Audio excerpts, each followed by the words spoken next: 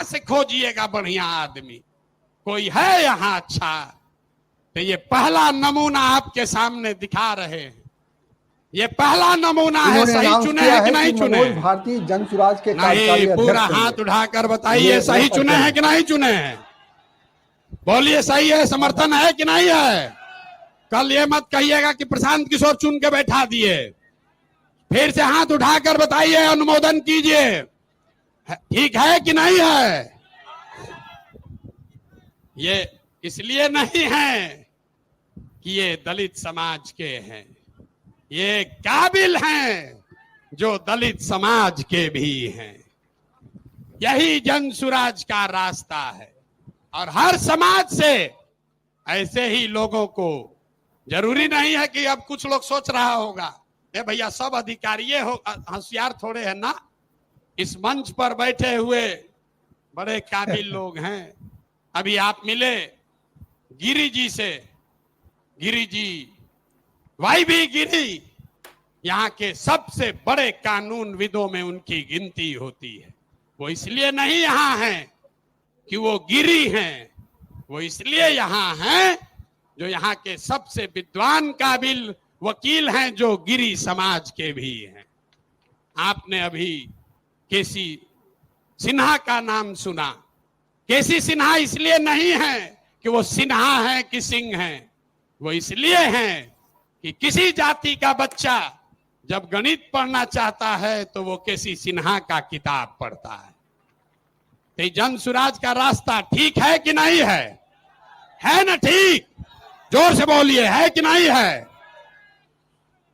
तो जब आपका एमएलए का कैंडिडेट घोषित करेंगे तो उसमें भी आपको ये झलक दिखेगी। जब इसका लीडरशिप काउंसिल घोषित होगा तो हमने आपको जुबान दिया है, इसी समाज को मत के ऐसे ऐसे हीरा को निकालेंगे जो आपको खुद नहीं पता है कि हमारे समाज में ये भी आदमी है। क्योंकि जीतने से बिहार नहीं बदलेगा। बिहार तब बदलेगा जब बिहार को, देखिए हम लोग यही बात कर रहे थे अभी कि जो चेहरे, नए चेहरे जो अभी तक उन्होंने इंट्रोड्यूस किए थे, उसमें ऐसा कोई चमत्कारी चेहरा नहीं था। तो लेकिन मनोज भारती को उन्होंने इंट्रोड्यूस किया और काफ़ी ये अनुसूचित जाति समाज से भी आते हैं और काफ़ी इन्होंने कई विदेशों में, कई देश में राजदूत रहे हैं, उनकी बड़ी भूमिका बताई उन्होंने इस तरह से। तो ऐसे लोगों को चुन चुन कर समाज से वो निकाल रहे हैं, जिससे ऐसा लग रहा है, जो मेरा सवाल यही था कि जो शुरुआत में जो जिन चेहरों को आगे किया गया, देवेंद्र यादव वही थके हुए चेहरे, कुछ और भी नाम थे, लेकिन जैसे मुनाजिर हसन, ये जो पॉलिटिकल चेहरे थे वो उतने चमत्कारी नहीं थे। लेकिन जैसे अब ये नाम इंट्रोड्यूस कर रहे हैं वो, तो एक उम्मीद बढ़ती हुई दिखाई दे रही है कि प्रशांत किशोर कुछ नया करेंगे, लोग, बिहार के लोग कुछ नई राजनीति देखेंगे, नए लोगों को सामने आते हुए देखेंगे और इनसे शायद वो उम्मीद कर सकते हैं। मुझे लगता है इनको सुनना चाहिए पहली बार कि क्या कह रहे हैं ये। बिहार के कोने कोने से आए मेरे साथीगण, माताएं, बहनें, मंच पर विराजमान देवियों, सज्जनों, सूत्रधार जी, प्रशांत किशोर जी, मीडिया के और पत्रकार मेरे दोस्त, आप सबको मेरा मनोज भारती का नमस्ते, प्रणाम, आदाब। जय बिहार। आप सबको मालूम है कि पिछले 2 सालों से प्रशांत किशोर जी जिस अभियान में लगे हैं उसका मुख्य उद्देश्य क्या है। उन्होंने अभी अभी आपको डिटेल में बताया कि वो प्लान क्या है, उसमें धन का अर्जन कैसे होगा, फिर उसको खर्च किस तरह से किया जाएगा। उन 5 स्कीम में कोई भी स्कीम ऐसी नहीं है जिसे कुछ भी बदला जा सकता है। और यही इनकी खूबी है कि जो इन्होंने सोचा है वो ऐसे हवा में नहीं सोचा है, उसके पीछे डाटा है, उसके पीछे एनालिसिस है। और मुझे एक प्रबुद्ध राजनीतिज्ञ की तरह प्रशांत किशोर जी की सारी बातें लगती हैं। अगर कहा जाए कि इनके लीडरशिप में हम कहां तक पहुंच सकते हैं और क्या क्या कर सकते हैं, उसकी एक झलक आपने यहां खड़े खड़े देख ली, सुन ली। इसमें केवल एक बात मैं और ऐड करना चाहूंगा। बिहार में आजकल भी आप देख रहे हैं नदियों से हमें कितना नुकसान हो रहा है। पूरा उत्तर बिहार बाढ़ की विभीषिका को बुरी तरह झेल रहा है। जन स्वराज पार्टी भी कुछ ऐसा सोच रही है कि कुछ कदम ऐसे उठाए जाएं जिससे नदियां हमारी मित्र हों, विनाशकारी शत्रु नहीं। ये भी प्लान हम जन स्वराज के अभियान के दौरान सोच रहे हैं और जो एक्सपर्ट्स हैं उनसे सलाह मशविरा कर रहे हैं। आपने ये भी सुना कि मैं नेतरहाट स्कूल से पढ़ चुका हूं। नेतरहाट स्कूल की एक अपनी गरिमा है और वो है कि हम वहां सब कुछ खुद अपने आप करते हैं। आप या मुझे लकड़ी का काम दे दें, लोहे का काम दे दें, या चित्रकला हो या म्यूजिक हो, मुझे हर चीज की शिक्षा मिली हुई है और इन सब को मैंने जिंदगी भर विदेशों में भी उपयोग में लाया है। दूसरी बात, आप बिहारी को बिहार से अलग कर सकते हैं, लेकिन बिहार को बिहारी के दिमाग से नहीं अलग कर सकते हैं। तो दुनिया में मैं जहां जहां रहा हूं, बिहार मेरे साथ रहा है। उसके कुछ उदाहरण ये हैं कि विदेशों में नेताओं को या डिप्लोमेट्स को, राजनयिकों को तोहफे देने की परंपरा रहती है और मैं हमेशा ही मधुबनी पेंटिंग तोहफे में विदेशी नेताओं को देता रहा हूं। अगर हमारे यहाँ कोई भी विदेशी नेता खाने पर आता है तो वो सिलाव का खाजा खाता है। और इसी तरह से भागलपुर का सिल्क और कपड़ा, वो भी हमारी अपनी पहचान बनकर हमारे साथ चली है। ये तो एक उदाहरण है कि नेतरहाट ने हमें क्या सिखाया है, इस बिहार की धरती ने हमें क्या दिया है। लेकिन जो हम करना चाहते हैं, जो आप सब सारी बिहार की जनता को समझाना चाहते हैं, वो एक महती कार्य है। उसमें 2 साल तो ऑलरेडी प्रशांत किशोर जी ने लगा दिए हैं। अभी इन्होंने वादा किया है और इन्होंने कहा है कि इस पार्टी के गठन से ये कार्यक्रम रुकने वाला नहीं है। ये कार्यक्रम तब तक चलता रहेगा जब तक बिहार देश के 10 अग्रणी राज्यों में नहीं शामिल हो जाता। तो ये एक, जैसा मैंने कहा, बहुत बड़ा काम है। लेकिन जैसा हमारे राष्ट्र कवि बिहार से ही आए हुए रामधारी सिंह दिनकर जी ने कहा है, खम ठोक ठोकता है जब नर, पर्वत के जाते पांव उखड़, मानव जब जोर लगाता है पत्थर पानी बन जाता है।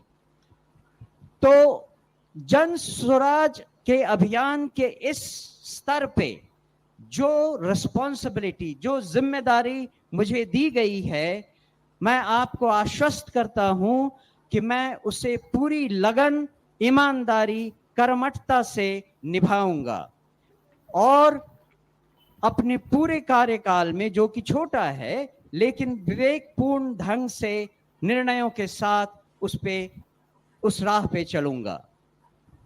मैं एक बार फिर प्रशांत किशोर जी को और समस्त, तो अब आपकी क्या प्रतिक्रिया है? इन्होंने एक ऐसे व्यक्ति को आगे किया है जो मतलब अलग अलग स्तर पे काम कर चुके हैं, ब्यूरोक्रेट रहे हैं, और तो बताइए आपकी क्या प्रतिक्रिया है? मतलब कैसे लोगों को इंट्रोड्यूस कर रहे हैं, जिसकी हम लोग चर्चा कर रहे थे।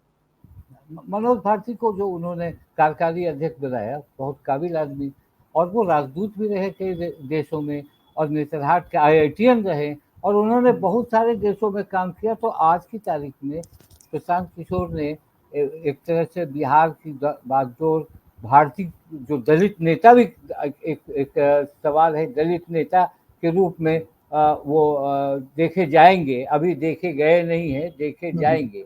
तो इस तरह से प्रशांत किशोर व्यवस्था बदलने के लिए कुछ ऐसे लोगों को अपनी टीम में शामिल कर रहे हैं जो नए नए आइडिया देंगे, नए नए बात बताएंगे, जिससे बिहार का जो अगर ये सफल होता है तो बिहार का जो का भविष्य बन सकता है, इसमें दो मत नहीं। ये बहुत काबिल आदमी हुए मनोज भारती, तो विदेश सेवा के रहे, कई देशों में रहे, नेतरहाट के प्रोडक्ट रहे, IITian रहे और बहुत काम के। उन्होंने कहा ना कि जल्द से दोस्ती करनी है, दुश्मनी नहीं करनी है। तो ये सारी बातें एक लॉन्ग टर्म की ओर जाएगी, लंबे समय तक का ये प्लानिंग है। और 25 का जो चुनाव होगा उसमें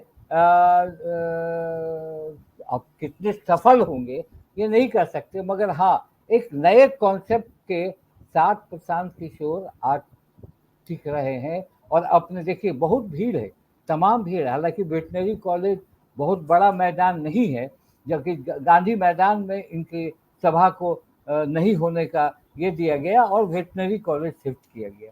तो जी जी, गांधी मैदान में ये कार्यक्रम करना चाहते थे, लेकिन वहां पे इनको परमिशन नहीं मिली, तो बाद में ये इस जगह पे उन्होंने कार्यक्रम किया है। एक बात अभी चूंकि मनोज भारती उसकी चर्चा कर रहे थे कि हम बिहार की नदियों को उसको नियोजित करेंगे। मैं सुन रहा था प्रशांत किशोर को 2-3 दिन पहले उन्होंने प्रेस कॉन्फ्रेंस की थी। उन्होंने कहा था कि फरवरी में हम जब अपना बिहार का रोड मैप जारी करेंगे तो उसमें हम बताएंगे कि किस तरह से बिहार में हमें बाढ़ से कैसे लड़ना है, और जो सालों भर कुछ क्षेत्रों में जल जमाव रहता है। एक तो जो बिहार का ऊपरी इलाका है जो नक्शे में ऊपर की ओर दिखाई देता है, वहां पे बाढ़ की बड़ी समस्या है, जो नेपाल की नदियों से या कोसी जो उधर जो भी नदी है उसकी वजह से बाढ़ प्रभावित है। बीच का इलाका जो है वो बता रहे थे कि वो सालों भर वहां जल जमाव रहता है, और नीचे का इलाका, बिहार में नीचे का इलाका जो नक्शे में नीचे दिखाई देते हैं जो जिले, उन जिलों में सुखाड़ की स्थिति है। तो हम एक ब्रॉड पिक्चर लेके आ रहे हैं, ब्रॉड प्रोग्राम लेकर आ रहे हैं कि कैसे हम नदियों का ये एक सुनियोजित तरीके से विकास कर सके, ताकि पानी हर क्षेत्र में उपलब्ध हो, सिंचाई के लिए, पीने के लिए। तो एक लॉन्ग टर्म प्लान वो लेकर आ रहे हैं, और उसके लिए कैसे धन का इंतजाम होगा उसकी वो बात कर रहे हैं।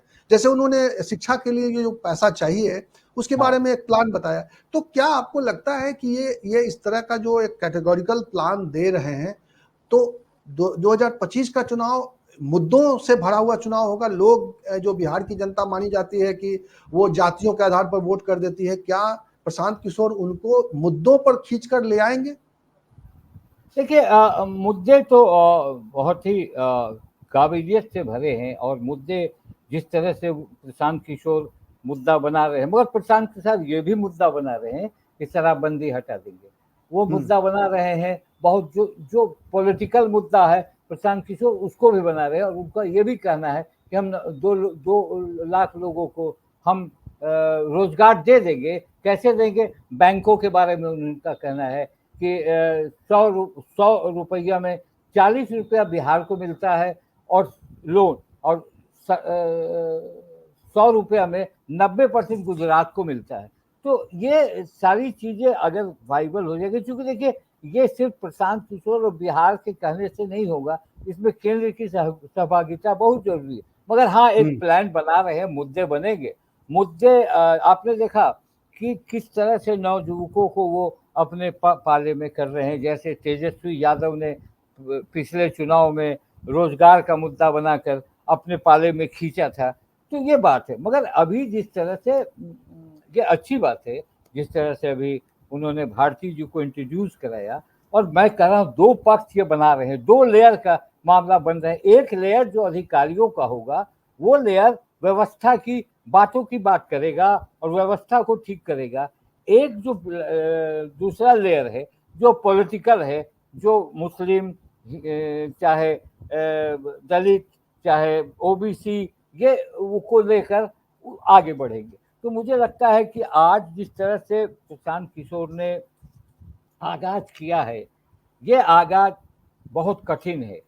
कठिन इसलिए है कि व्यवस्था बदलने की बात है। व्यवस्था कैसे बदलेगी? आज तक आज़ादी के बाद भी व्यवस्था नहीं बदल पाई है, और सरकारें बदलती गई हैं, सरकार में कभी कोई प्रधानमंत्री हुआ है, कोई मुख्यमंत्री हुआ है, मगर ये व्यवस्था का जो हिसाब है, अगर ये व्यवस्था बदलने में सफल होते हैं तो मुझे लगता है कि ये बहुत बड़ा मील का पत्थर साबित होगा बिहार के लिए, और एक देश में ये बात फैलेगी कि व्यवस्था बदलने की बात बहुत ही जरूरी है। और जहाँ तक चुनाव का बात है, देखिए चुनाव में प्रशांत किशोर रणनीतिकार की तरह गोटी सेट करते हैं और वो गोटी सेट कर रहे हैं। आपने देख लिया आरजेडी, जेडीयू, भाजपा, ये सारों को धीरे धीरे बांध रहे हैं। तो आने वाले समय में देखिए अभी तो इनका जो है कि एक बड़ा और चीज है भवेश जी, उन्होंने राइट टू रिकॉल की बात की है। राइट टू रिकॉल में ये कहा है उन्होंने कि जो हाँ। भी चुनाव लड़ेंगे उनको कानूनी तौर अगर पर वो शपथ परफॉर्म लेनी- नहीं कर पाएंगे, जी अगर वो और ये परफॉर्मेंस नहीं होगा। जी जी जी हाँ बताइए। राइट टू रिकॉल की बात की है कि उसमें अगर 2/3 जनता आपसे नाखुश होगी तो आपको त्यागपत्र देना होगा। तो ये सारी बातें कुछ दूर तक दिखती है, क्योंकि इंडियन कॉन्स्टिट्यूशन जो है, चाहे पार्लियामेंट का हो चाहे विधानसभा का हो, वो एक अलग कॉन्स्टिट्यूशन में सजा का भी प्रावधान है, मेंबरशिप जाने का भी प्रावधान है। तो राइट टू रिकॉल कर शपथ पत्र देना होगा। तो ये सारी कुछ बातें सोचनी होगी, और अभी दूर तक अभी लंबे समय तक इन्हें संघर्ष करना पड़ेगा, ब्यूरोक्रेसी से संघर्ष करना पड़ेगा, राजनेताओं से संघर्ष करना पड़ेगा, आम जनता को और भी कॉन्फिडेंस में लेना पड़ेगा। ये शुरुआत है। हालांकि कल तक ये चर्चा थी कि कहीं प्रशांत किशोर अपनी पत्नी को कार्यकारी अध्यक्ष न बनाए, ये भी हल्ला था। अच्छा, एक जो आशंका बार बार लोग कह रहे थे कि ये फ्लॉप शो है, और एक मीडिया के एक सेक्शन में इनको बहुत फ्लॉप भी बताया जा रहा है कि ये पांडे जी का शासन नहीं चलेगा, कोई पांडे को बिहार नहीं पसंद करेगा। तो अब तो इन्होंने मनोज भारती को आगे कर दिया। तो हाँ। एक जो इनकी आलोचना हो रही थी कि भाई बिहार पर जो है कोई पांडे ब्राह्मण, मतलब ब्राह्मण का शासन जो है बिहार नहीं बर्दाश्त करेगा। तो अब तो ये जो उन्होंने दांव फेंका है कि एक पिछड़े, अति पिछड़े समाज से उन्होंने एक व्यक्ति को आगे कर दिया। दलित दलित दलित जी जी। जी। तो इसको हाँ, अब तो एक ऐसा लग रहा है कि ये रेस में होंगे। आपको लगता है ये रेस में होंगे सभी दलों?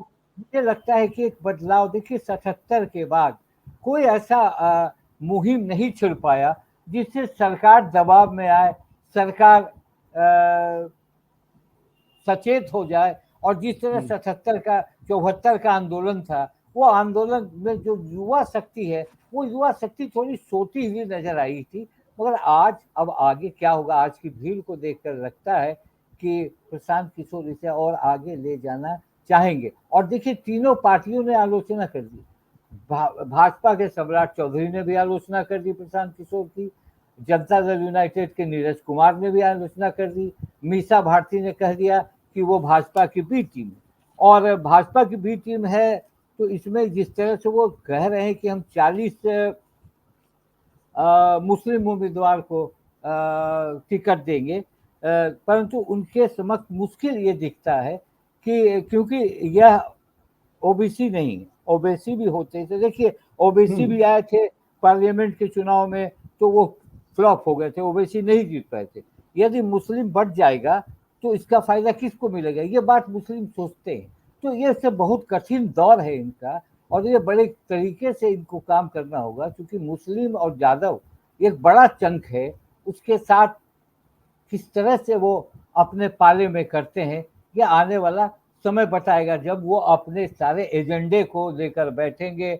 और ब्यूरोक्रेट, ठीक है, मुझे जो लगता है कि ब्यूरोक्रेट्स को अपने साथ जोड़ने के पीछे उनका एक ही उद्देश्य है, वो उद्देश्य है कि हम जो प्लानिंग करें, हम जो व्यवस्था बदलने की बात करें तो हमें बड़ा मौका मिलेगा। उन्होंने तो यहाँ तक कहा कि भारती जी हमसे भी क्वालिफाइड हैं, उन्होंने IITN, वो IITN है, नेतरहाट में पढ़े, राजदूत रहे, वो हमसे भी ज्यादा क्वालिफाइड है, ये प्रशांत किशोर ने कहा। तो एक अलग तरीके का आज माहौल बना है। अब माहौल कब तक, अब प्रतिक्रियाएं क्या होती हैं इसकी, आगे कौन कौन लोग इनको ज्वाइन करते हैं, ये देखने वाली बात है। बिल्कुल। देखिए, एक तो जिस तरीके से बिहार में, मुझे नहीं लगता है कि बिहार में और पहले भी पार्टियां बनी, जेडीयू भी वजूद में आया बहुत बाद में, लेकिन इस तरह का एक माहौल क्रिएट करते हुए, इस तरह का एक संयोजन करते हुए उन्होंने जो पार्टी लॉन्च किया है बिहार के लोगों के सामने, और सोशल मीडिया का दौर है, और जिस तरीके से व्यवस्था वहाँ पूरी दिखाई दे रही है, काले कपड़ों में उनके वर्कर्स जो हैं उसको भीड़ को नियंत्रित करने के लिए लगाए गए थे, मंच कैसे संचालित हो, ये सारा कार्यक्रम देश कैसे देखे कि प्रशांत किशोर बिहार में कुछ एक नया राजनीतिक प्रयोग करने जा रहे हैं, तो ये सब कुछ इतना सुनियोजित तरीके से वो कर रहे हैं, तो निश्चित रूप से यूथ के बीच में एक चर्चा, और जो पॉलिटिकल सर्किल है उसमें एक बड़ी चर्चा तो छेड़ ही दी है उन्होंने कि भाई वो एक बहुत ही सीरियस एफर्ट कर रहे हैं, बहुत ही गंभीर प्रयास करते हुए दिखाई दे रहे हैं। इसको आप बाकी अब तक जो प्रयास हुए उससे जोड़ कर नहीं देख सकते, या उसको उस तरह से नहीं आंक सकते। ये एक बड़ा प्रयास है, हो सकता है ये प्रयास भी बिहार को कुछ ज्यादा न दे पाए, हम आज कुछ कहने की स्थिति में नहीं है, लेकिन निश्चित रूप से ऐसा मुझे लग रहा है कि एक बड़ी कोशिश जो है प्रशांत की ओर से दिखाई दे रही है, और ये कोशिश बिहार कैसे एक्सेप्ट करता है, कैसे हजम करता है, कैसे आगे लेकर चलता है, और पॉलिटिकल पार्टी जो इनके ओपोनेंट हैं वो कैसे इसको देखते हैं, वो एक बड़ी बात होगी। मैं एक बार फिर अपने दर्शकों को ये माहौल दिखा देना चाहता हूँ, प्रशांत किशोर कुछ इसी तरह का कुछ ऐलान कर रहे हैं, तो ये आवाज सुननी चाहिए कि क्या बात हो रही है वहां। फूल धूसरित करना है तो ये सेना लगेगी ना, तैयार है ना, चला जाए। तो ये लोग को दल चलाने दीजिए। आज जिसको जिसको हमारे साथ इस रण में आना है वो नवंबर में हमारे साथ चलिए इन 4 विधानसभा क्षेत्रों में। अब एक बार बिहार के लिए नारा लगाइए, जय बिहार, जय बिहार। ना मजा नहीं आ रहा है भाई, जय बिहार, जोर से जय बिहार। तो ये प्रशांत किशोर की अपनी स्टाइल है, उन्होंने अपने स्टाइल में इस कार्यक्रम का एक मतलब देखिए आगाज किया था और अंत भी कर दिया उन्होंने शायद कमेटी बना दी है पूरी, जो उनके मनोज भारती के नेतृत्व में काम करेगी, वो कमेटी बना दी है, और वो खुद यात्रा पर एक बार फिर, जैसा वो पहले कह रहे थे कि मैं अपनी बिहार यात्रा को जारी रखूंगा, बिहार को मुझे और समझना है, वो ये काम जारी रखें। जी आप बताइए। देखिए एक चीज और देखा, प्रशांत किशोर का जो बोलने का अंदाज है वो एकदम खाटी बिहारी की टोन पर वो बात कर रहे हैं, क्योंकि देखिए प्रशांत किशोर के विदेशों में रहे हैं, बड़े बड़े काम किए उन्होंने, यूएनओ में रहे हैं, और जिस तरह से जब से उन्होंने यात्रा की शुरुआत की है तब से उनका बिहारी टोन, जो बक्सर का और आरा के साइड का वो टोन दिखता है। तो मुझे लगता है कि अभी तो उन्होंने कहा कि अब चलिए 4 विधानसभा में, तो ये एक और सरदर्द होगा उन पार्टियों का जो वो पार्टी वहां से चुनाव लड़ेंगे, चाहे वो एनडीए हो या महागठबंधन हो। तो अब ये 4 चुनाव जो होगा एक और एसिड टेस्ट होगा प्रशांत किशोर के इस मुहिम का, कि ये 4 चुनाव में क्या होने वाला है और क्या होगा। जी चलिए, बहुत बहुत शुक्रिया दीपक जी, मुझे लगा अच्छी चर्चा हुई है ना। हम लोगों ने कोशिश की कि प्रशांत किशोर की आज जो इन्होंने आगाज किया है, बिहार में नई शुरुआत की है, इसको समझने और समझाने की कोशिश की है। अभी तो और कुछ समझना होगा और बहुत सारी बातें जाननी होगी, लेकिन ये तो तय है कि बिहार में एक नई राजनीति की शुरुआत हो रही है, और इसको गंभीरता से इसका आकलन करना होगा, और बिहार को अगर बदलना है तो इससे कदम मिलाकर इसको समझना होगा।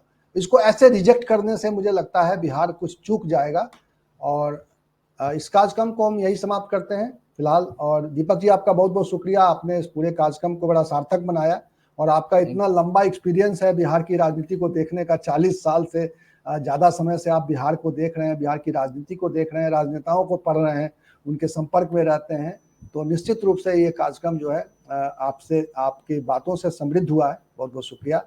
और दर्शकों का भी जो तमाम इस समय तक जुड़े रहे, मैं उनका भी बहुत बहुत शुक्रिया अदा करना चाहता हूं। हमारी कोशिश थी कि मैं प्रशांत किशोर की राजनीति को आपके लिए डिकोड करूं, बताऊं,